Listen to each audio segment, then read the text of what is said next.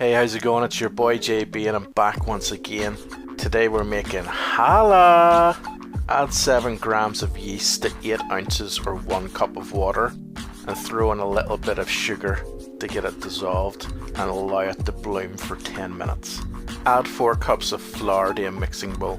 Add in 2 large eggs and 1 large egg yolk and keep the egg white for later.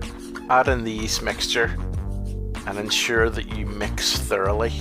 It should feel a little bit tacky to the touch if it's sticking to your fingers. Once it's mixed, then put in a little bit more flour until it becomes tacky. Knead it for 10 minutes using a mixer. You can use your hands, but it will be really sticky. Add in some additional flour if you find it sticks to the bottom of the bowl. Put the dough into an oiled bowl and prove for at least 2 hours. And now for the money shot. So as per usual with any dough after it's being proved, we need to knock out the air, or knock it back as it's called. Split the dough in 3 and roll it into 3 long sausage shapes. Connect the ends as you can see me doing right now, and then we're going to move it out. Put the middle one over the top of the left one, bringing the left one into the middle. Lift the middle over the right, bringing the right into the middle, so on and so forth.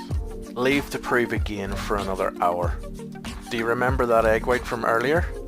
Coat the top of the bread with it until it's completely covered. Then we're going to cook it in an oven set at 180 degrees Celsius, 350 Fahrenheit. We're going to cook it for 30 to 35 minutes. As always, if you like what you see here, give the video a thumbs up and subscribe to all of my many social media feeds. If you like your recipes in written format, please check out my website fatladfood.co.uk, and of course check out the merch section while you are there. And remember everybody, challah!